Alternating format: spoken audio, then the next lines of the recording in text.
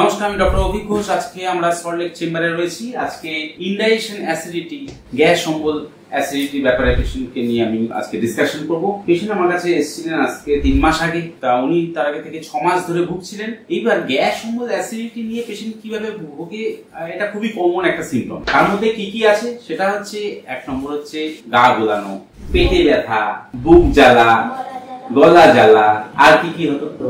বমি হতো, গলার মধ্যে কিছু আটকে থাকা, জল খেলে বুকের মধ্যে লেগে যেত।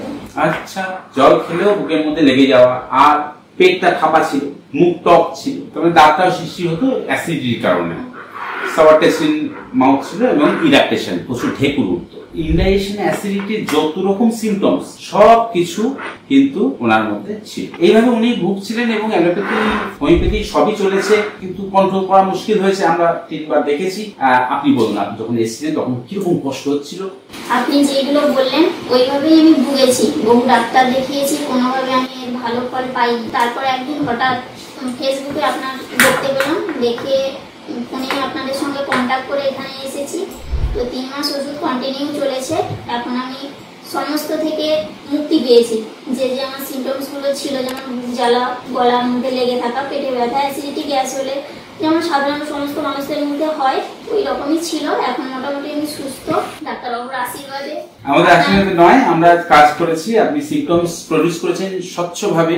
যত পেশেন্ট সুন্দরভাবে সিমটমস গুলোকে আমাদের সামনে তুলে ধরবে, আমাদের অ্যানালিসিস করতে ততটাই সুবিধা হবে। আপনি সুন্দর বক্তা, আপনার প্রতিটি সিমটমস আপনি বুঝতে পেরেছেন এবং আমাদের সামনে তুলে ধরেছেন। এই প্রতিটি সিমটমসকে যখন তুলে ধরলেন, আমরা তাকে গুরুত্ব দিলাম, আর তার সুন্দর একটা রেজাল্ট, একটা সুন্দর মেডিসিন বেরিয়ে আসলো, ওষুধ দিলাম, কাজ করলো। আমাদের মেডিসিন অনুযায়ী মেডিসিনের সব সিমটমস গুলো লেখা থাকে এবং তার এগেইনস্টে সেই পয়েন্ট, যেমন মুখ টক হয়ে যাওয়া অ্যাসিডিটির একটা কমন সিমটমস, কিন্তু তার বেসিসে কিন্তু একটা মেডিসিন, ইন্ডিকেটিং মেডিসিন, কিছু মেডিসিন রয়েছে। তো যাই হোক, এইভাবে আমরা মোটামুটি এনাকে যে ট্রিটমেন্ট দিয়েছি তাতে মোটামুটি ন্যাট্রাম ফস খুব ভালো কাজ করেছে। গা গোলানো থেকে শুরু করে সকালবেলায় ব্রাশ করতে গেলেই আপনার গা গুলি উঠতো, সেই অবস্থা থেকে বের করে নিয়ে আসা ন্যাট্রাম ফস খুব সুন্দর কাজ করেছে। দেখুন, ইনডাইজেশন অ্যাসিডিটি নিয়ে সারা দুনিয়া ভুগছে।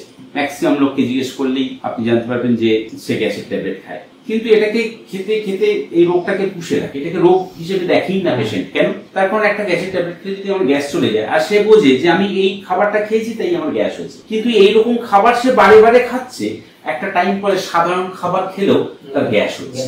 এইবার আর সে আর কন্ট্রোল করতে পারছে না। তার থেকে বেটার একটু ওষুধ খেয়ে আবার নর্মালাইজ করে জায়গায় ফিরে আসা।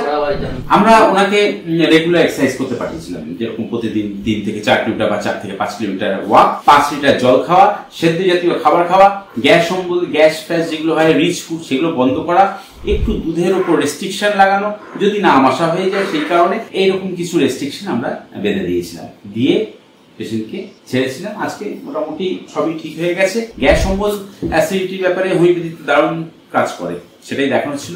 নমস্কার, ভালো থাকবেন।